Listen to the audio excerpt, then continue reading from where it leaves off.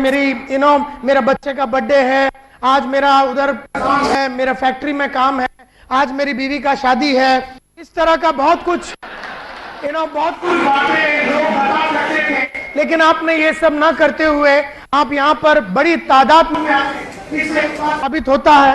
ये माइक जो है क्रैक हो रहा है बॉस, ये कट रहा आवाज बार बार, ये देख ले जरा। इसका मतलब ये है कि आप लोग सक्सेस माइंडेड है, आप लाइफ में आगे बढ़ना चाहते हैं और लाइफ में बहुत कुछ करना चाहते। क्या सुनना चाहेंगे आप लोग? एक एक करके हाथ ऊपर करें, क्या सुनना चाहेंगे आप लोग? यस, ये कोट वाला, यस, ज्वालामुखी कैसे बने? अच्छा, ओके, क्या सुनना चाहेंगे आप लोग? यस यस सर, सक्सेस के लिए क्या करना चाहिए ये सुनना चाहेंगे। और क्या? कैसे आगे बढ़े, जिंदगी में कैसे आगे बढ़े। लेकिन जिंदगी में आगे बढ़ने की जरूरत क्या है? अरे तेरी जिंदगी चली रही है और अगर तू आगे नहीं भी बढ़ गया तो भी क्या हो गया? भारत में तो कोई फर्क पड़ने वाला है नहीं।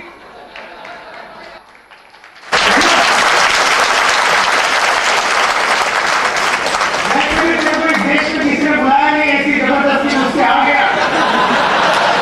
और अगर तू आज चला भी गया ऊपर, तो भी देश में या गुजरात में किधर भी कोई फर्क पड़ने वाला नहीं, राइट? तो जिंदगी में क्यों आगे बढ़ना चाहिए? और आगे कुछ दिखाना है सबको। क्यों दिखाना? दिखा के क्या करेगा? ज्वालामुखी क्यों बनना है? अबे बोल, क्यों बनना? हो गया तेरा जूस निकल गया। बड़े जोश में बोलता है मेरे को ज्वालामुखी बनना है। मैं पूछता हूं क्यों बनना चाहिए? सबको दिखाने के लिए। क्यों दिखाना चाहिए? तो नहीं दिखाएगा तो क्या फर्क पड़ता है? क्या फर्क पड़ता है? हाँ यस, क्यों बनना चाहिए सक्सेसफुल? कोई बता सकता है? नहीं बनेगा तो क्या हो जाएगा? वैसे भी तुम्हारी कितने लोग शादी किए? देखिए, वैसे भी तुम्हारी बीवी है और वो एक बात तो उसको समझ में आ गया कि इस आइटम के साथ रह के कोई फायदा है नहीं। ये तो लॉस मेकिंग आइटम है, खाली सपने दिखाता है, सुनाता है स्टोरियां, लेकिन ये कुछ कर नहीं सकता है। ये तो तेरी बीवी को मालूम ही है। अब उसको क्या साबित करना है? 10-12 साल का शादी हो गया, 2-4 बच्चे भी हो गए और वो भी जानते हैं कि पप्पा में दम नहीं है करके। अब क्या है? अब तेरे को कौन सा नया ज्वालामुखी बनने का? और अगर तेरे को बनने का था तो अब तक क्यों रुका हुआ था? अब तक क्यों रुका हुआ था? ज्वालामुखी अगर बनना है तो अब तक क्यों रुका हुआ था? वेट करने के लिए। मतलब अगर मैं नहीं आता तो तू नहीं बनता था। तू मेरे लिए वेट कर रहा था। मैं तेरी बीवी हूं, तू मेरे लिए वेट कर रहा है। मैं तेरी गर्लफ्रेंड हूं कि तू मेरे लिए वेट कर रहा है। खैर कोई बात नहीं। यस, वंडरफुल, बहुत खुशी है आप लोग के साथ वक्त को इन्वेस्ट करते हुए। आज से कई साल पहले मैंने अपना करियर चालू किया था 1983 एज ए न्यूज़पेपर वेंडर। घर घर में जाता था, न्यूज़पेपर डालता था मैं। मेरे फादर का इकोनॉमिक सिचुएशन बहुत पुअर था, उनके पास पैसा ही नहीं था, उधार पे उधार, उधार पे उधार, उनका उधार चल रहा था। दूध वाले को पैसा नहीं दिया, महाराष्ट्र हाउसिंग बोर्ड को 18 महीने से भाड़ा नहीं भरा। इस तरह से मेरी बड़ी बहन का शादी का टाइम हो गया था, छोटी बहन का शादी का टाइम हो गया, लेकिन जेब में 1 रुपया नहीं है। और मैं SY BCom में पढ़ता था, 14वीं कश्मीर में पढ़ता था SY BCom में। और एक दिन मेरे फादर ने कहा, अब बेटा मैं तेरे को आगे पढ़ा नहीं सकता हूं। मेरे सामने 2 ऑप्शन थे, एक तो पढ़ाई छोड़ दो या तो फिर कुछ करके, काम करके पढ़ाई को कंटिन्यू। न जाने मेरे को ऐसा क्यों लगा कि मुझे कम से कम अपना 14वीं तक किया है तो 15वीं तो कर लेवे, तो कम से कम बीकॉम तो खत्म कर लेवे। मेरे को आज तक फर्क नहीं पड़ा, मेरे को आज तक पता नहीं चला बीकॉम से क्या फायदा होता है। मेरे को अभी तक उसका फायदा मालूम नहीं पड़ा, क्योंकि उससे कोई फायदा हुआ नहीं। फिर भी मेरे मन में उस जमाने में जब मैं 18-19 बरस का था, मैंने बोला चलो बीकॉम खत्म करके TY BCom खत्म कर लेते। तो मेरे पास पैसे नहीं थे और उसके लिए मैंने ये शुरू किया, सुबह सुबह पेपर वेंडर का काम किया। सुबह न्यूज़पेपर डालता था, उसके बाद 8 बजे ये सब काम खत्म करके मैं कॉलेज में जाता था। दोपहर के टाइम पे मैं अकाउंटेंट का नौकरी करता था और रात को मैं ट्यूशन लेता था। इस तरह से 400-500 रुपए में कमाता था। और जब मैं ये 500 रुपए मेरे फादर के हाथ में देता था, उनके लिए वो 4-5 करोड़ के बराबर था। आंख में से कई बार उनके आंसू आ जाते थे। इकोनॉमिक कंडीशन, उनका फाइनेंशियल कंडीशन इतना पुअर था कि उधार पे उधार, डॉक्टर को पैसा नहीं दिया है, किराने वाले को पैसा नहीं दिया है, न्यूज़पेपर वाले को पैसा नहीं दिया है, दूध वाले को पैसा नहीं दिया। इतना उधारी में बैठा हुआ और मैं भी एकदम एक ही शर्ट 4-4, 5-5 दिन डलता था और मुकेश के दर्द भरे गाने सुन के मैं घूमता था, ये समझ के कि जिंदगी में कुछ होने वाला है ही नहीं। और अपना लाइफ जैसा हजारों गरीब लोगों की जिंदगी, लोअर मिडिल क्लास लोगों की जिंदगी के माफत मेरी जिंदगी बीत जाएगी, ऐसा मुझे लगता था।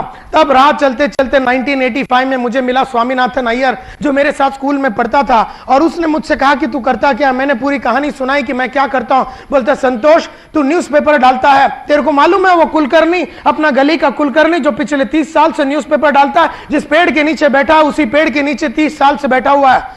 जब साइकिल में घूमता था मैक्सिमम स्कूटर पे आया, 30 साल के बाद साइकिल से स्कूटर में आया। तेरी भी हालत वो होगी, सिर्फ 2 वक्त का रोटी कमा लेता है वो न्यूज़पेपर डाल के, तेरी जिंदगी नहीं बनेगी संतोष नायर अगर तू न्यूज़पेपर का ये काम किया। और तू न्यूज़पेपर, उसके बाद तू अकाउंटेंट का नौकरी करता, दोपहर के टाइम पे 400 रुपए आज तेरी पगार एज एन अकाउंटेंट। आजकल अगले साल तेरा 500 हो जाएगा, उसका अगले साल 600 हो जाएगा, उसका अगले साल 600-700 हो जाएगा।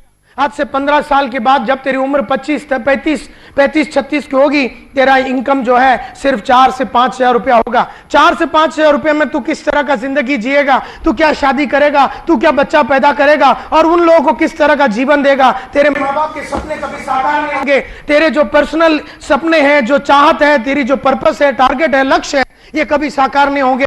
संतोष नायर तू अकाउंटेंट का नौकरी से कभी जिंदगी में बड़ा आदमी नहीं बन सकता। और जो तू ट्यूशन लेता है, आज एक ट्यूशन लेता, कल 2 हो जाएगा, परसों 3 हो जाएगा।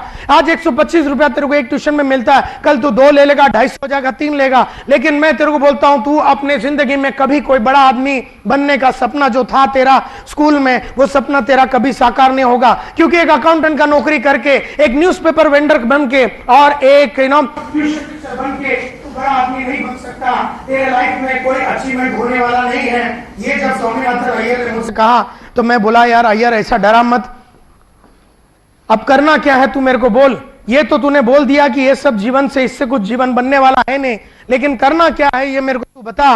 और तब मुझसे अय्यर ने कहा कि जिंदगी बनानी है, नाम बनानी है, इज्जत कमानी है, शोहरत कमानी है, अचीवमेंट करनी है, और माँ बाप के सपने पूरा करने हैं। अपनी बीवी और बच्चों के हर सपने को अगर पूरा करना है, अपने बीवी और बच्चों लोगों का हर जो लक्ष्य है उसको अगर हासिल करके देना है, अपनी जिंदगी का एक सपने को अगर साकार करना है, तो एक ही लाइन है, एक ही प्रोफेशन है, और वो है प्रोफेशन सेल्स का। सेल्स में चला जा माय डियर फ्रेंड्स, सेल्स में चला जा, और सेल्स ही है जो तेरे सपने को पूरा करेगा। तेरे को जितना पैसा चाहिए, अगर तुझे 5,000 चाहिए महीना, तुझे 5 मिलेगा। अगर तुझे 25,000 चाहिए तो तुझे 25 मिलेगा। अगर तुझे 50,000 चाहिए, 1 लाख चाहिए, 2 लाख चाहिए, तो सेल्स में चला जा, ये पैसा तेरे को सेल्स में मिलेगा, बाकी कोई और लाइन में नहीं मिलेगा। तो मैंने उससे कहा, अय्यर यार लेकिन मेरे को सेल्स के बारे में कुछ भी नहीं मालूम, मैं तो सेल्स में एकदम नया हूं। मैंने बोला उसको कि यार मेरे को तो सेल्स के बारे में कुछ नहीं मालूम, मेरे को तो इस तरह के लाइन के बारे में कुछ भी कोई आइडिया नहीं है, अपने को तो सिर्फ अकाउंट्स के बारे में मालूम है, न्यूज़पेपर के बारे में मालूम है। उसने मुझसे कहा कि संतोष नायर एक बात याद रख, कोई भी आदमी कोई भी लाइन में आने के पहले उस लाइन के बारे में उसको जानकारी कभी होती नहीं है। अमिताभ एक्टर बनने के पहले उसको एक्टिंग आती नहीं थी। अगर कोई भी इंसान क्रिकेट खेलने के पहले उसको क्रिकेट आता नहीं था, मैं भी अगर सेल्स में पहला नहीं था तो मुझे सेल्स के बारे में जानकारी तो होने वाली नहीं है। एंड देयरफॉर उसने मुझसे कहा, कोई भी लाइन, कोई भी इंसान, कोई भी लाइन में आने के पहले उस लाइन की जानकारी तो उसको होती नहीं है, लेकिन जैसे ही वो लाइन में आ जाता है, उस लाइन के तकलीफों में वो घुस जाता है, उस लाइफ के उस लाइन के संघर्ष में वो झेलता है अपने आप को, उसमें तपता है जब वो, तभी वो लाइन के बारे में उसे जानकारी होती है। मेरे को बात समझ में आ गई। मैं बोला यार ठीक है, मैं सेल्स ज्वाइन करने के लिए तैयार हूं। तो फिर मैंने बहुत सारे न्यूज़पेपर में ऐड वगैरह देखा और मैंने अप्लाई किया, लेकिन किसी ने बुलाया नहीं, क्योंकि 85 में इस तरह का सेल्स को ज्यादा महत्व नहीं दिया जाता था। फिर भी एक दिन मैंने एक ऐड देखा, want to make it big in life, अगर जिंदगी में बड़ा आदमी बनना है, 6 महीने में अगर आपको बाइक लेनी है तो कम टू यूरेका फोर्ब्स। सुना है यूरेका फोर्ब्स? यूरेका फोर्ब्स वो कंपनी है जो वैक्यूम क्लीनर बेचती है, एक्वागार्ड वाटर प्यूरिफायर बेचती है। उस कंपनी का ऐड देखा, मेरे को लगा कि वो कोई फार्मास्यूटिकल कंपनी है, दवाई बनाने वाली कंपनी है। सो मैं तो चला गया, और सुबह सुबह जाने के टाइम पे मेरे हाथ में पैसे नहीं थे। मेरे दोस्त से पास मैंने पैसे लिए 5 रुपए उधार, और मैंने बस पकड़ के वहां गया। वहां पर इंटरव्यू हुई, 6 घंटा 7 घंटा रुकने के बाद मेरी इंटरव्यू हुई, और इंटरव्यू में उन्होंने मेरे को रिजेक्ट कर दिया, because I did not look like a salesman, I did not talk like a salesman, I did not walk like a salesman. ना मैं सेल्समैन के माफत दिखता था, मैं ना उस सेल्समैन के माफत बोलता था। मेरे बारे में मेरे को देखने के बाद उनको ऐसा लगा कि 18 किलो का सूटकेस जो यूरेका फोर्ब्स में घर घर में लेके जाके बेचना पड़ता है, ये आदमी का खुद का वजन 25, 30, 40, 50 किलो है, ये क्या 18 किलो का सूटकेस लेके जाएगा। उन लोगों ने मुझे रिजेक्ट कर दिया और उन्होंने ये डिसाइड किया कि संतोष नायर को यूरेका फोर्ब्स में कोई जगह नहीं मिल सकता। उन दिनों में दूसरा एक ब्रांच मैनेजर यूरेका फोर्ब्स में होता था, उनको भी लोगों की जरूरत पड़ रही थी, उन्होंने भी ऐड डाला, लेकिन उन्हें ऐड में कोई आदमी मिला नहीं। देयरफॉर उन्होंने ये डिसाइड किया कि जो जो लोग रिजेक्ट हुए थे पुराने, उन लोगों को वापस बुलाया जाए। इस तरह से रिजेक्टेड कैंडिडेट्स में से मुझे वापस बुलाया गया। सेकेंड इंटरव्यू मेरा लिया गया और उसके बाद मुझे क्लियर किया और मुझे 4 अक्टूबर 1985, आज से करीबन 24 साल पहले मैं सेल्स के अंदर आया। और वो दिन से लेके आज तक 24 साल में मैंने पिछले 24 साल में मैंने मुड़ के कभी पीछे देखा नहीं। आई वॉज जब हम लोग यूरेका शुरू हुआ, जब हमारा 5 दिन का ट्रेनिंग हुआ, 5 दिन के ट्रेनिंग के बाद हमारे को बोला गया कि फील्ड में चले जाओ। मेरे साथ 14 और लोग थे और हम लोग सब फील्ड में गए। उस जमाने में अगर आपने पूरा महीने में 4 वैक्यूम क्लीनर बेच दिया, वो एवरेज होता था। एवरेज पूरा इंडिया में 3,500 लोग होते थे और अगर आपने 4 वैक्यूम, पूरा इंडिया का एवरेज निकालो तो 4 वैक्यूम क्लीनर होता था एवरेज। और अगर आपने 5 या 6 बेच दिया तो आपका ब्रांच मैनेजर आपको नया वो उडुपी रेस्टोरेंट में लेके जाके खाना खिलाता था। अगर आपने 12 बेच दिया तो आपका रीजनल मैनेजर आपको दूसरा एक अच्छा बढ़िया रेस्टोरेंट में लेके जाके खाना बिना खिलाता था। और अगर आपने 16 बेच दिया, 12 या 14 या 16 बेच दिया, तो हमारा कंपनी का मैनेजिंग डायरेक्टर अखिल मार्फतिया, उसका स्टैंडर्ड 2000 कार में आता था और ज्वेल ऑफ इंडिया बोल के बंबई में एक होटल है, वहां पर लेके जाके तंदूरी चिकन बियर पिलाता था। इस तरह से वो खुश होता था क्योंकि कोई आदमी 16 बेचता ही नहीं था उस जमाने में। 4 अक्टूबर 1985 में मैंने ज्वाइन किया। 11 अक्टूबर 1985 को मैं मार्केट में निकला और 20 दिन बचा हुआ था बंद होने के लिए कंपनी का, मतलब वो 20 दिन होता है ना मंथ एंड के लिए, और उस 20 दिन में मैंने 26 वैक्यूम क्लीनर बेचा पहले महीने में। मैंने 26 वैक्यूम क्लीनर बेचा, मैं इंडिया का नंबर 1 सेल्समैन बन गया। सब लोगों ने सोचा कि ये फ्लूक है, मुझे भी लगा फ्लूक है। उसके बाद मैंने अगला महीना 32 वैक्यूम क्लीनर बेचा और इंडिया का नंबर 1 हो गया वापस। उसके बाद मैंने 36 बेचा, 37 बेचा, 38, 39, 41, 43। लेकिन मेरे पूरी जिंदगी में जब तक मैं सेल्समैन था, पिछले महीने से कभी मैंने कम नहीं बेचा। मेरे लाइफ में कभी मैंने पिछले महीने से कम कभी बेचा नहीं। तो फिर उन्होंने मेरे को ग्रुप लीडर बना दिया, मेरे नीचे 4 आदमी डाल दिया, मैं इंडिया का नंबर 1 ग्रुप लीडर हो गया। फिर उन्होंने मेरे को सेल्स सुपरवाइजर बनाया और मेरे नीचे 12 आदमी डाले और मैं इंडिया का नंबर 1 सेल्स सुपरवाइजर हो गया। फिर मेरे को उन्होंने ब्रांच मैनेजर बना, फिर मैं इंडिया का नंबर 1 ब्रांच मैनेजर बन गया। फिर मैं डेप्यूटी डिविजनल सेल्स मैनेजर बना, डिविजनल सेल्स मैनेजर बना, सीनियर डिविजनल सेल्स मैनेजर बना, एरिया सेल्स मैनेजर बना, रीजनल सेल्स मैनेजर बना। और यूरेका छोड़ने के बाद मैं रियल वैल्यू बोल के सीज फायर, फायर एक्सटिंग्विशर होती है, वो कंपनी में मैंने ज्वाइन किया। वहां का मैं डीजीएम था, बाद में मैं जनरल मैनेजर बना और उसके बाद एक ट्रेनिंग कंपनी में वाइस प्रेसिडेंट बना और उस कंपनी का डायरेक्टर बना। और ये सब करने के बाद सन 2000 में ऑन 10th of Feb 2000, आज से 8.5 साल पहले मैंने अपना नौकरी वगैरह छोड़ दिया और अपना खुद का training company smart training and consultancy services चालू किया। ये जो स्मार्ट ट्रेनिंग कंपनी है, आज ये वोडाफोन को ट्रेन करती है, एयरटेल को ट्रेन करती है, Mahindra and Mahindra, Ford, Hyundai, Asian Paints, Coca Cola, सभी इंश्योरेंस कंपनियां, 150 टॉप कंपनियां वर्ल्ड के, उन सबको हमारी ये कंपनी ट्रेन करती है और करीबन 40 डिफरेंट इंडस्ट्री में काम करती है। एक जमाना था एक जमाना था जब मैं 500 रुपया कमाता था, मेरा पहला सैलरी 500 रुपीज था। तब मैंने लक्ष्य रखा, पर्पस रखा, टारगेट रखा कि मैं 5000 रुपया महीने का कमाऊंगा। भागा भागा भागा मैं 5000 रुपया महीने का कमाता था। उसके बाद मैंने लक्ष्य रखा 25,000 रुपया महीने का कमाऊंगा और भागा भागा भागा बहुत सारे वैक्यूम क्लीनर बेचा और महीने का 25,000 रुपया कमाने को चालू किया। जब मैंने 25,000 रुपया महीने का कमाने चालू किया, मैंने एक लक्ष्य रखा कि मैं अभी 50 लाख रुपया, 50,000 रुपया कमाऊंगा। भागा भागा भागा और 50,000 कमाया। फिर मैंने लक्ष्य रखा 1 लाख कमाऊंगा, 2 लाख रखूंगा, 3 लाख, 4 लाख, 5 लाख। 5 लाख रुपए मैं महीने का कमाता था। तब फिर मैं बोर हो गया। मैं बोला ये महीने का लफड़ा मेरे से नहीं होगा। अब मेरे को महीने में काम नहीं करने का, मेरे को दिन का पैसा चाहिए, दिन का। 5 लाख रुपया तो कोई भी कुत्ता कमा सकता है पूरा महीने में, ये मैं नहीं कमाना चाहता था। इस तरह का गरीब जिंदगी में जीना नहीं चाहता था। तो मैंने बोला अब मेरे को 5 लाख महीने का जमता नहीं है, इस तरह का गरीब जिंदगी में जीने वाला नहीं हूं, मुझे अमीर बनना है और मेरे को अभी दिन का पैसा कमाना है। तब मैंने लक्ष्य रखा कि दिन का मैं 3,000 रुपया कमाऊंगा। बहुत मेहनत करता था और दिन में 3,000 रुपया कमा। फिर मैंने लक्ष्य रखा 10,000 रुपया, फिर 20,000, फिर 30,000, फिर 40,000, फिर 50,000, फिर 1 लाख, फिर 1.25 लाख, फिर 2 लाख। आज मैं दिन का 2.5 लाख रुपया कमाता हूं। 2.5 लाख रुपया दिन का,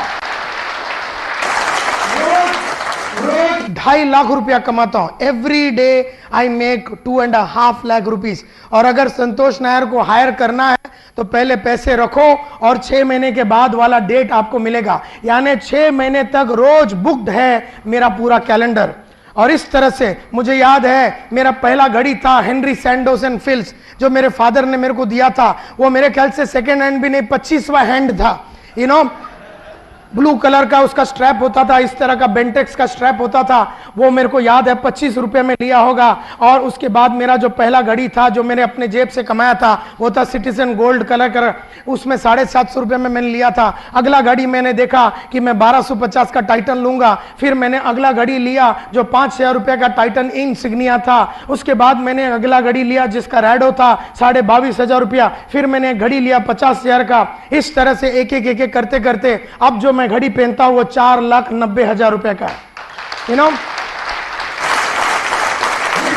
this is a Rolex watch and it cost 4,90,000 rupees. मुझे याद है माय डियर फ्रेंड्स, मैं पेन रखता था मेरे जेब में 2 रुपया का, शार्प का पेन आता था। फिर मैंने बोला कि इस तरह का पेन नहीं रखूंगा। विल्सन का पेन रखता था 40 रुपया का। फिर मैंने बोला इस तरह का पेन नहीं रखूंगा। फिर 150 रुपए का फ्लेयर का पेन रखता था। फिर मैंने कहा कि इस तरह का पेन नहीं रखूंगा। फिर 400 रुपए का शेफर पेन रखता था। फिर मैंने कहा इस तरह का पेन नहीं रखूंगा। फिर मैं 1,1500 रुपए का क्रॉस पेन रखता था। वहां से लेके यहां तक अब जो मैं पेन रखता हूं वो 40,000 रुपए का मॉन्ट ब्लैंक पेन है।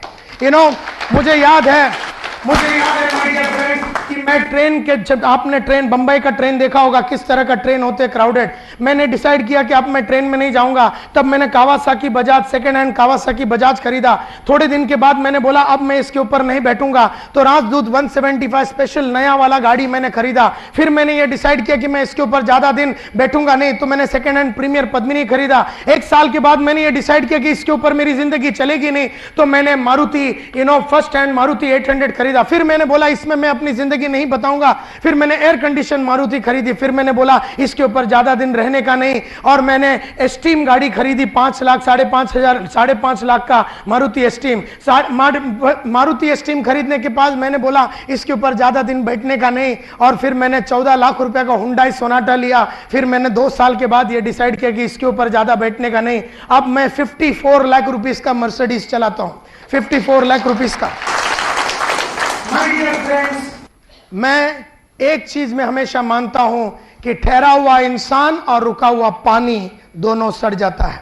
ठहरा हुआ पानी और रुका हुआ इंसान दोनों सड़ जाता है। मुझे ये बताइए मेरे सक्सेस के पीछे राज क्या है कि मैं मिनट का पैसा कमाता हूं।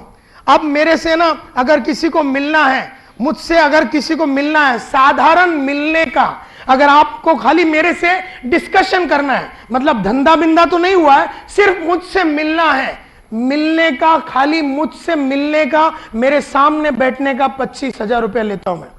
सिर्फ मिलने का 25,000 रुपया लेता हूं। धंधा बिंदा करूंगा नहीं करूंगा, तेरा ट्रेनिंग करूंगा नहीं करूंगा, उसका तो पैसा अलग है। लेकिन अगर मुझसे मिलना है तो रोकड़ा 25 रख, नहीं तो अपनी बीवी के साथ बैठा रहे। वो फ्री में तेरे से बातचीत करेगी, मैं तेरे साथ फ्री में बात नहीं करूंगा। और ये वो आदमी है जो एक जमाने में रिजेक्टेड था यूरेका फोर्ब्स में। ये वो आदमी है जिसके खाने पीने के लाले थे। ये वो आदमी है जिसकी बहन का शादी हो नहीं रहा था क्योंकि उसके पास पैसे नहीं थे। ये वो आदमी है जो तड़पता था कि एक गुलाब जामुन तो कम से कम दुकानों में देखता था, और मैं तड़पता था कि किसी दिन अपन अफोर्ड कर सके उसको। और मुझे ये बताइए माय डियर फ्रेंड्स, मेरे सक्सेस के पीछे राज क्या है? हाथ ऊपर करके एक एक करके, क्या राज हो सकता है कि आज मैं 43 बरस का इंसान हो गया, 24 साल हो गए एक ज्वालामुखी के माफत फटता जा रहा हूं और लावा फेंक रहा हूं, और भी गुस्सा है और भी कुछ बड़ा करने का, और लावा के माफत जलता हुआ मैं ज्वालामुखी के माफत 24 साल से मैं लड़ रहा हूं। एक दिन मैं चुपचाप बैठा नहीं, एक रात में चुपचाप बैठा नहीं, एक महीना चुपचाप नहीं बैठा, एक साल चुपचाप नहीं बैठा। मेरे सक्सेस के पीछे राज क्या है? Yes sir, clear cut goals. Clear cut goals, मेरे लक्ष्य बड़े बड़े क्लियर हैं। आप मेरे को कुछ भी बोलेंगे ना, उसका मेरे पास डेट है। मतलब मेरे को पहला गाड़ी कौन सा दिन लेना है, कौन से तारीख को लेना है, मुझे सब मालूम है। मेरा पहला घर कभी लेना था, ये तारीख को लेना है, इतना बजे लेना है। यानी मेरे पास क्लियर कट गोल्स था और यही सबसे क्लियर मेरा लक्ष्य था। ये मेरा रीजन है। अगर साहब ये बोल रहे हैं कि this is the reason for my success. दूसरा, यस, अनलिमिटेड एम्बिशन, मतलब कभी रुका नहीं मैं, कोई एक गाड़ी पे रुका नहीं, कोई एक घर पे रुका नहीं, 1 बेडरूम में रुका नहीं, 2 बेडरूम में रुका नहीं, 3 बेडरूम में रुका नहीं, 4 बेडरूम में रुका नहीं, एक बाइक पे रुका नहीं, दूसरे बाइक पे रुका नहीं, एक कार पे रुका नहीं, दूसरा कार पे रुका नहीं, एक पर्टिकुलर लेवल पे मैं कभी रुका नहीं। And as he rightly said, unlimited मेरा एम्बिशन था और इसके लिए मेरा ये सक्सेस हुआ। Yes sir, dedication and quality sir. Absolutely dedicated. मैं अपना प्रोफेशन, मेरा सबसे मेन बात है कि मैंने एक प्रोफेशन को चुना। मैंने एक प्रोफेशन को चुना, absolute dedication to that particular profession, so कहने का मतलब है माय डियर फ्रेंड्स कि मैंने एक प्रोफेशन को चुना और वो था सेल्स का प्रोफेशन, और मैंने उसमें अपना पूरा लाइफ को डेडिकेट किया। That is one of the reasons for my success sir. Hard work, that is the reason for my success. Yes anyone, yes sir. आपकी लगन और मेहनत। Yes ma'am, yes ma'am, strong mind आपका, mind strong, बहुत strong mind है मेरा। अच्छा, yes, sorry, burning desire to be successful. Yes sir, You took every opportunity. I took every opportunity that came my way. Yes, yes, yes sir. हर एक level के अंदर 100% performance. हर एक level के अंदर हर एक लेवल पे, हर एक लेवल, भले मैं डिस्ट्रीब्यूटर हूँ या मैं एग्जीक्यूटिव हूँ या मैं सिल्वर हूँ या फिर मैं पर्ल हूँ या एमराल्ड हूँ या गोल्ड हूँ या डायमंड हूँ या क्राउन हूँ या रूबी हूँ, जो भी हूँ, हर लेवल पे ऐसा नहीं कि मैं लीडर बन गया, मैं सुपरवाइजर बन गया, मैं डायमंड बन गया या फिर मैं ब्रांच मैनेजर बन गया तो मैं रुक गया। मैं कभी भी कोई भी लेवल पे कभी मेहनत को बंद नहीं किया। कोई भी लेवल पे मैं कभी रुका नहीं, कभी ठहरा नहीं। मैं तब भी उतना ही मेहनत करता था आज से 25 साल पहले जितना आज भी करता हूं। एंड देयरफॉर सबसे मेन इंपॉर्टेंट, 25 साल में मैंने कभी एक बुरा महीना नहीं देखा, एक बुरा हफ्ता नहीं देखा। I have never had a bad day, I have never had a bad week, I have never had a bad month, I have never had a bad quarter, I have never had a bad year, I have never had a bad decade. मतलब पिछले 25 सालों में मैंने कभी, पिछले 25 सालों में आई have never seen anything bad. इसका मतलब यह नहीं कि मेरे जीवन में मेरे जीवन में कोई ऊपर नीचे। आपको क्या लगता है मेरे जीवन में कभी कोई उतार चढ़ाव नहीं आया? आपको क्या लगता है कि मेरे लाइफ में एकदम मस्के के माफत एकदम सब कुछ एकदम फर्स्ट क्लास था? कभी कोई तकलीफ, कभी कोई दर्द, कभी कुछ हुआ ही नहीं? हुआ था? यस और नो? हजारों लफड़े हुए, लेकिन मैं कभी इन लफड़ों को कभी खड़ा नहीं करता हूं। लाइफ के तकलीफों को मैं कभी अप्रिशिएट नहीं करता हूं। लाइफ में आने वाले हर चैलेंज को मैं ज्वालामुखी के माफत, ज्वालामुखी के सामने जो भी आता है उसको वो जला देता है, मार देता है। अगर घर आ गया तो उसको उड़ा देता है, गाड़ी है तो उसको जला देता है, पेड़ है तो उसको उखाड़ देता है। ज्वालामुखी के सामने कभी कोई चीज रहता नहीं है, कभी कोई चीज रुकता नहीं है। ज्वालामुखी के सामने कोई दर्द चलता नहीं है, जला डालता है वो दर्द को, हर चीज को जला डालता है, हर चीज को वो आगे मार के निकल जाता है। एंड ज्वालामुखी की वो क्वालिटी है। And my dear friends, that is exactly the reason why I succeeded. मेरे ख्याल से मेरा सक्सेस के पीछे सबसे मेन बात यह है कि मैं हमेशा एक ज्वालामुखी था, है और मरते दम तक रहूंगा। ये मेन बात है।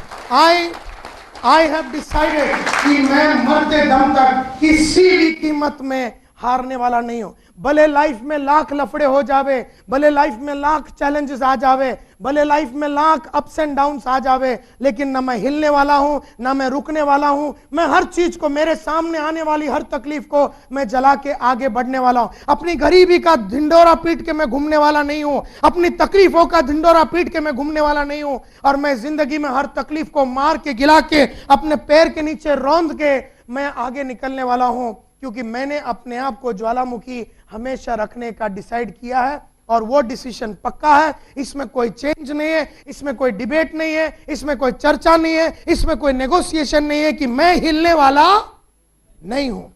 And that is the most important thing. मैं किसी भी हालत में, भले मेरा दोनों हाथ कट जावे, आज मैं यहां से जाते टाइम अगर मेरा एक्सीडेंट हो जावे और दोनों पैर मेरा कट जावे, तो मैं व्हील चेयर में बैठ के अपना काम करूंगा। अभी तो मैं 2-2.5 लाख रुपया महीने दिन का कमाता हूं, व्हील चेयर में बैठ के व्हील चेयर की कहानी सुना के मैं 5 लाख 10 लाख रुपया बनाऊंगा। किसी ने मेरे को ये गारंटी नहीं दिया कि संतोष नायर तेरे पैर तेरे साथ हमेशा रहेंगे, तेरी बीवी, तेरे बच्चे, तेरी जिंदगी, तेरा सब कुछ समय एकदम संभाला हुआ रहेगा, तेरे लाइफ में कोई तकलीफ आने वाला नहीं है। ऐसा कुछ भी नहीं है। मेरे लाइफ में उतने ही तकलीफ आए हैं जितने लाइफ में तुम्हारे आए हैं, लेकिन एक एक अपॉर्चुनिटी मेरे को जब जब मिला, मैंने उन अपॉर्चुनिटी को छोड़ा नहीं आगे बढ़ने के लिए। और मैं एक चीज से बिल्कुल कभी घबराया नहीं, मेहनत करने के लिए। और रिजेक्ट होने से मैं कभी घबराया नहीं, कभी भी मैं लाइफ में अप्स एंड डाउन से मैंने कभी घबराया नहीं। And that is the most important. और अपना गरीबी का रोना मैं कभी रोता नहीं हूं, मेरी तकलीफ का रोना मैं कभी रोता नहीं हूं। मेरे लाइफ में आने वाली कोई भी तकलीफ के बारे में मैं किसी को सुनाता नहीं हूं, क्योंकि मेरे दर्द और मेरे तकलीफ किसी को सुनने का है नहीं, किसी को उससे कोई फर्क पड़ता नहीं है। एंड देयरफॉर आज एक लेसन सीख लो माय डियर फ्रेंड्स, लाइफ में अगर आगे बढ़ना है तो अपनी तकलीफों का दास्ताने सुनाने बंद करो, अपनी लाइफ की तकलीफों की दास्ताने बंद करो। एंड अगर लाइफ में आगे बढ़ना है तो लाइफ में आगे कैसा बढ़ने का, रोज आगे कैसा बढ़ने का, नया काम कैसा करने का, इसके बारे में आप सोचा करो। माय डियर फ्रेंड्स, मेरा सक्सेस का एक सबसे बड़ा राज यह है कि मैंने सेल्स को ज्वाइन किया। नॉट ओनली मैंने सेल्स को ज्वाइन किया, मैंने सेल्स को अपना एक फुल टाइम प्रोफेशन करके लिया। मैंने सेल्स को फुल टाइम एक प्रोफेशन करके लिया। नॉट ओनली मैंने सेल्स को एक फुल टाइम प्रोफेशन करके लिया, मैंने उसमें अपना करियर बनाने के बारे में सोचा। आज इतना साल हो गया, हजारों अपॉर्चुनिटीज मेरे पास आए, लेकिन मैंने सेल्स का जो रास्ता है उसको कभी छोड़ा नहीं। देयरफॉर एक बार आप ये डिसीजन लेते हैं कि मैं मल्टी लेवल मार्केटिंग या नेटवर्क मार्केटिंग या आरएमपी में आ गया, तो ये डिसीजन जिंदगी के लिए होना चाहिए, एक परमानेंट जिंदगी के लिए होना चाहिए। इस दौरान अगर आपकी बीवी ने आपको इससे डिरेल करने की कोशिश की, या आपका भाई ने आपको डिरेल करने का कोशिश किया, या सोसाइटी ने आपको डिरेल करने का कोशिश किया, या टीवी में कोई खबर आपको मिली, या नेटवर्क मार्केटिंग के बारे में किसी ने बुरा कहा, या आपके कंपनी के बारे में या प्रोडक्ट के बारे में किसी ने बुरा कहा, मत सुनना कोई बात। अपने लक्ष्य पे अड़े रहना और अपना उस प्रोफेशन पे विश्वास करना। क्योंकि जो लोग, अगर अमिताभ एक्टिंग के प्रोफेशन में है और अगर अमिताभ को एक्टिंग पे भरोसा नहीं है, तो वो कभी करोड़पति नहीं बन सकता। अगर आशा भोसले गाने के भरोसे, मतलब गाने के प्रोफेशन में है और उसको गाने में कोई भरोसा नहीं है, तो वो कभी माला माल नहीं बन सकती है और बेहतरीन गाने कभी गा नहीं सकती। अगर सचिन तेंदुलकर को क्रिकेट पे विश्वास नहीं है और क्रिकेट खेलने में उसको विश्वास नहीं है और उसको लगता है ये प्रोफेशन में दम नहीं है, और वो अगर क्रिकेट खाली गली का क्रिकेट खेलने के लिए क्रिकेट खेलता था, तो वो कभी इस प्रोफेशन में सक्सेसफुल नहीं होता। उसी तरह से पृथ्वीराज हो या करण हो या इधर बैठा हुआ प्रशांत हो या मनोज हो या प्रभाकर हो या कोई भी हो, इन लोगों ने अपना एक एक धंधा जो था वो सब बंद करके, एक एक जो काम वो लोग कर रहे थे वो सब बंद करके अपना लाइफ को इस प्रोफेशन में डेडिकेट कर दिया। मैंने अपना लाइफ को sales and training and marketing में डेडिकेट कर दिया। कहीं ना कहीं कोई ना कोई एक प्रोफेशन में आपको, क्योंकि अगर कोई भी आप देख लो, कोई भी इंसान को देख लो और उसका नाम के सामने एक प्रोफेशन जुड़ा होगा, उसका नाम के सामने एक प्रोफेशन जुड़ा होगा। Bill Gates software, Tiger Woods golf, Zakir Hussain tabla, Asha Bhosle गाना, अमिताभ बच्चन एक्टिंग, अगर आप देखेंगे सानिया मिर्जा टेनिस। कोई ये नहीं बोलता सानिया मिर्जा मॉडलिंग में है या इसमें है उसमें। सक्सेस सिर्फ एक प्रोफेशन में मिलता है। कोई भी प्रोफेशन चुन लो, लेकिन जब तक सक्सेस नहीं मिलता, उसके लिए अगर 3 साल काम करना पड़े फाउंडेशन बनाने के लिए, 4 साल काम करना पड़े फाउंडेशन बनाने के लिए, 5 साल काम करना पड़े फाउंडेशन बनाने के लिए, फाउंडेशन बनाइए कोई भी एक प्रोफेशन में। अब जब आपने आरएमपी को चुन ही लिया है, जब आपने ये नेटवर्क मार्केटिंग का प्रोफेशन को चुन ही लिया है, तो अब इसका फाउंडेशन बनाने के लिए जो काम लगेगा, और फाउंडेशन बनाने में सबसे ज्यादा वक्त लगता है और सबसे ज्यादा तकलीफ उसमें होता है। पहला माला बनाना, सेकंड फ्लोर बनाना, थर्ड फ्लोर बनाना, 5th फ्लोर बनाना, ये कोई प्रॉब्लम है नहीं। चढ़ना, ऊपर चढ़ना, उसमें कोई प्रॉब्लम है नहीं, लेकिन सबसे ज्यादा वक्त फाउंडेशन में लगता है। और फाउंडेशन कभी ऊपर नहीं जाता, फाउंडेशन हमेशा नीचे जाता है। देयरफॉर तो बहुत नीचे जाना पड़ेगा, बहुत नीचे गिरना पड़ेगा। पहला 2-3 साल तो बहुत नीचे घुस घुस के अंदर अपने आप को गिराना पड़ेगा। और जब तक आप अपने आप को इस लाइन के तकलीफों के अंदर घुसाओगे नहीं, जब तक आप अपना फाउंडेशन को स्ट्रांग नहीं बनाओगे, जब तक आप अपना दिल और दिमाग और पूरी लगन को डाल के अपने आप को इसके अंदर समाओगे नहीं, तब तक आपका फाउंडेशन नहीं बनेगा। और जिस आदमी का फाउंडेशन बन गया, वो लगातार 10-10, 20-20, 30-30, 40 साल सक्सेसफुल रहता है। अमिताभ का फाउंडेशन बहुत स्ट्रांग है, आशा भोसले का फाउंडेशन बड़ा स्ट्रांग है। लेकिन इनके इनिशियल डेज के करियर को देखो, कोई कुत्ता पूछता नहीं था। जब अमिताभ 7 हिंदुस्तानी में से अपना काम चालू किया, एक कुत्ते ने पूछा नहीं उसको। जब शाहरुख खान जब बंबई आया था दिल्ली छोड़ के, पहला 5 साल तो किसी कुत्ते ने उसको पूछा नहीं। गली गली में घूमता था, स्टूडियो की ठोकरें खाता था, एक भी छोटे छोटे सीरियल के लिए तड़पता था। तब जाके उसको एक छोटा सा सीरियल फौजी बोल के एक सीरियल मिला था 1985 में, तब भी उसका नाम नहीं मिला। फिर उसके बाद एक छोटी और सीरियल मिली सर्कस बोल के, उसमें उसने काम किया। इस तरह से पहला 5-6 साल तो किसी को कोई सपोर्ट नहीं मिला था। जितने भी आप अगर नारायण मूर्ति को देख लो, जिन्होंने इन्फोसिस चालू किया, पहला 1 साल तक उनको धंधा ही नहीं मिला था। अगर आप एनआईटी को देख लो तो पहला 6 महीना तक उनको धंधा ही नहीं मिला था। एंड देयरफॉर जितने भी लोग हैं जिन्होंने अपना लाइफ को बहुत बुलंदियों तक लेके गया, उनका पहला 5 साल में किसी कुत्ते ने उनको पूछा नहीं था। उनके लाइफ में किसी तरह का रिकॉग्निशन उस पीरियड में नहीं उले हुआ था, लेकिन उन सबको अपने लाइन पे बहुत भरोसा था। उन सालों में जब किसी ने उनको पूछा नहीं, जब लोग उसको चिढ़ाते थे, जब अमिताभ एक एडवर्टाइजिंग का नौकरी छोड़ के, कलकत्ता में एडवर्टाइजिंग का नौकरी छोड़ के जब फिल्म लाइन में आया, तो सभी ने उससे कहा कि ये तू जो कर रहा है तू गलत है। लेकिन उसको अंदर चाहत थी, उसको जुनून था, उसको जोश था। वो डिटर्मिनेशन और डेडिकेशन के साथ उस लाइन में जुड़ा रहा, अटका रहा, बना रहा, टिका रहा। और जब तक ये एटीट्यूड आपका होता नहीं है, कोई भी प्रोफेशन में आप नाम नहीं बना सकते। कोई भी एक प्रोफेशन आप चुन लो। आपको अगर आरएमपी में रहना है, नेटवर्क मार्केटिंग में, और अगर आपने ये चुन लिया, तो ये मान के चलिए कि आने वाला 5 साल सिर्फ दर्द, सिर्फ तकलीफ और सिर्फ दुख होगा आपको। हाँ, इसके बीच में अगर 5-6 लाख रुपया अगर आपने हफ्ते में कमा लिया तो समझ लेना बोनस है। अगर इस संघर्ष में अगर आपको पैसे जल्दी मिल गया तो समझ लेना कि नसीब बहुत जोर में है। लेकिन यह ना समझना कि कम से कम 4 से 5 साल जब तक आप अपना लाइफ को डेडिकेटेडली इसमें अपने आप को फाउंडेशन बनाने के लिए नहीं लगाओगे, तब तक आप इसके लिए तैयार नहीं हो सकते हैं। तब तक आप कोई भी प्रोफेशन के लिए तैयार नहीं हो सकते। देयरफॉर माय डियर फ्रेंड्स, अगर लाइफ में बनना है तो पहले तो एक प्रोफेशन को चुनना है।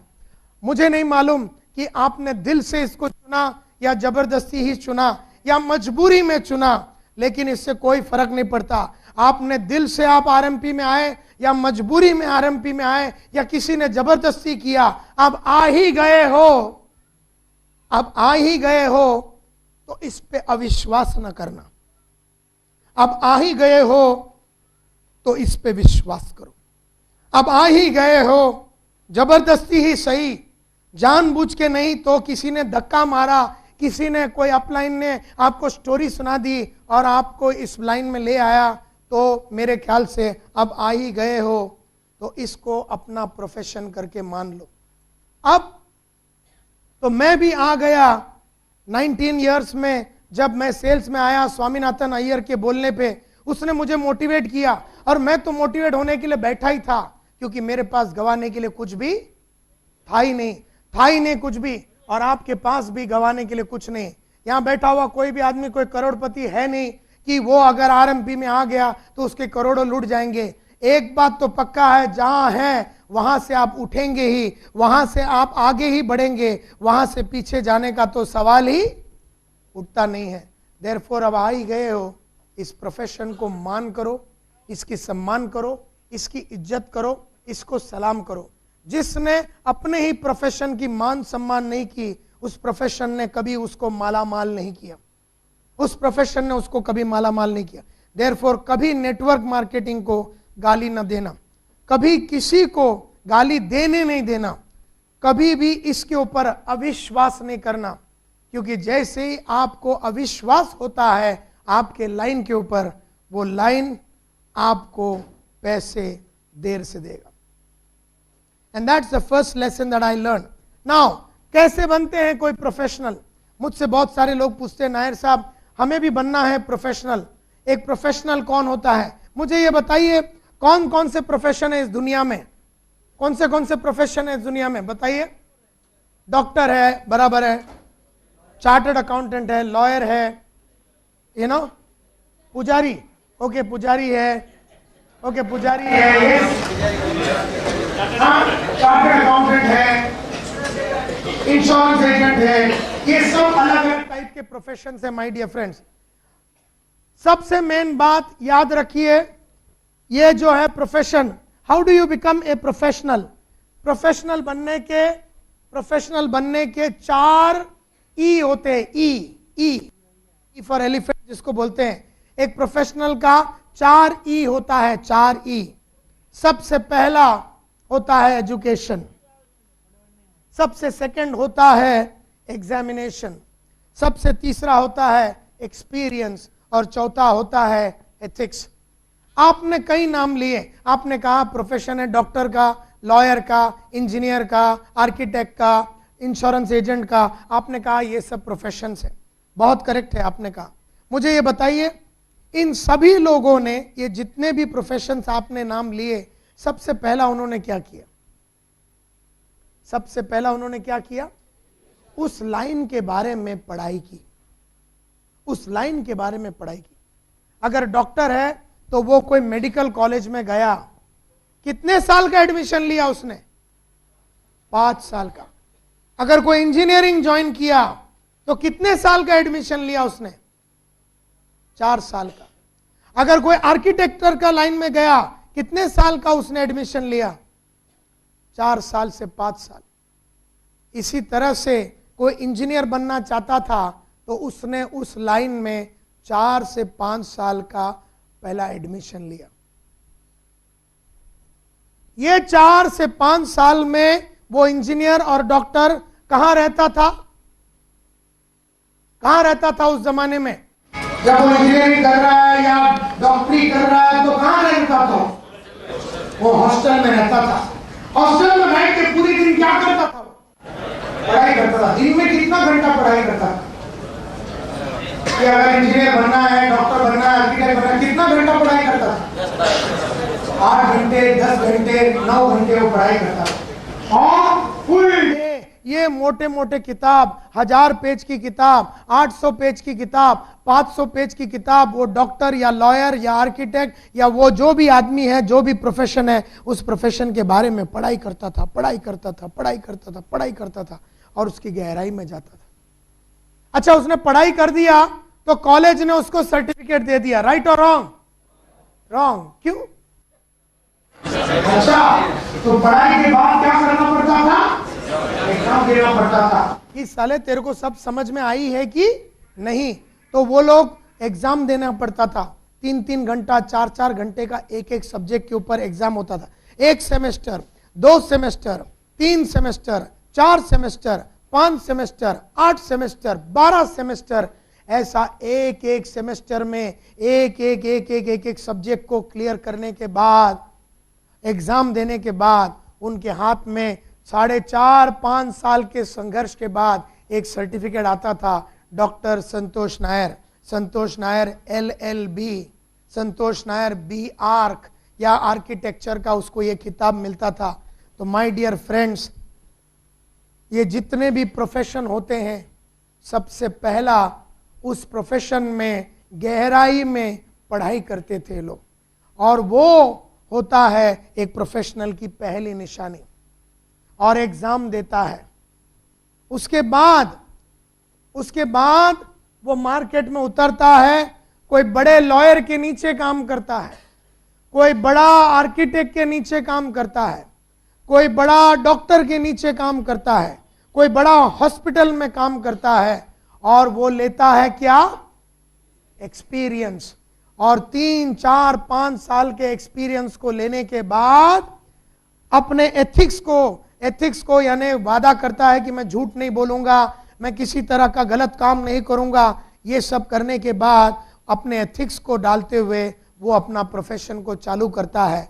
यानी उस प्रोफेशन की 4 साल की पढ़ाई के बाद पहला रुपया कमाने का चक्कर चलाता है। तो आपको क्या लगता है? आपको पहले दिन से पैसा मिल जाना चाहिए? आपने कौन सा प्रोफेशन ज्वाइन किया है? मल्टी लेवल मार्केटिंग का, सेल्स का प्रोफेशन आपने ज्वाइन किया है।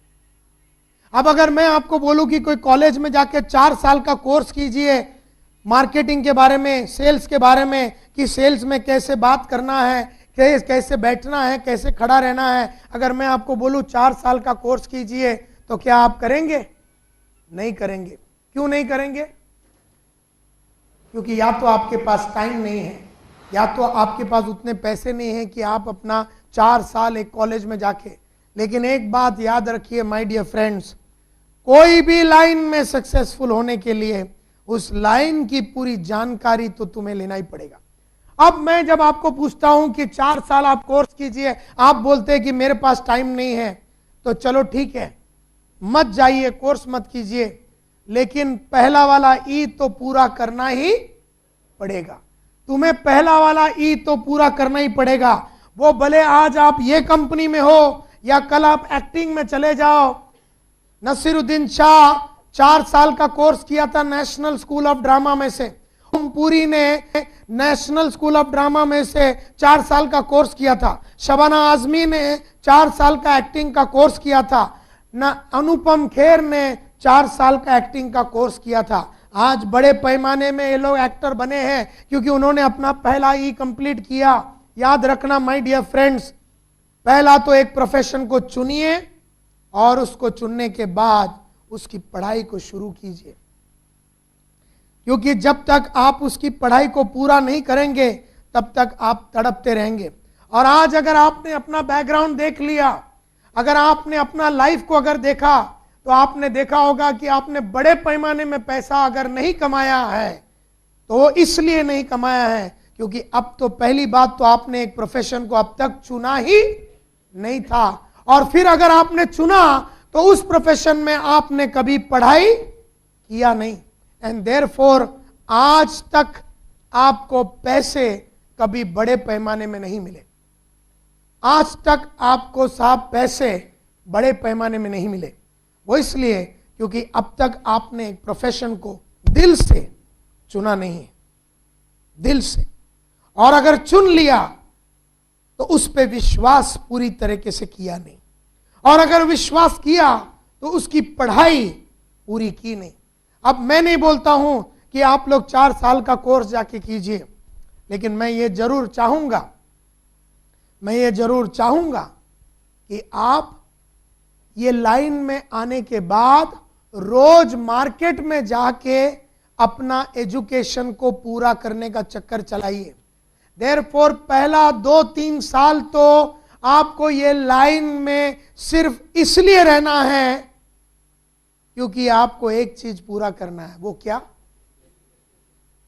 देयरफॉर सबसे पहला आपको ये लाइन में रह के इसकी बारीकी को, इसकी